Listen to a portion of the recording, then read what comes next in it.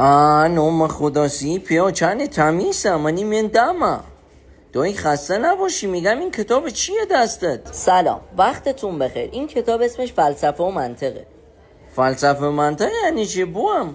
ببین، اگه یه زن 2 روز خونه شوهرش نره کجاست و چی کار است؟ خوشوات رفته خونه باباش. خب خونه باباش که نرفته، اگه 1 ماه نره خونه چی کار است و کجاست؟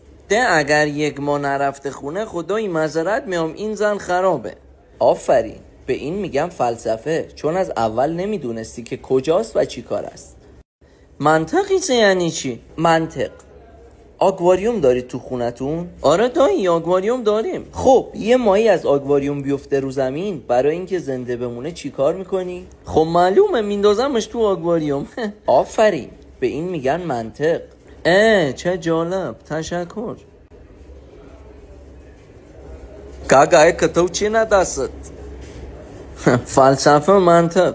فلسفه و منطق یعنی چی؟ آکواریوم دارید؟ آره داریم. هنر در رمه صدایی و شرابم زینت خروه.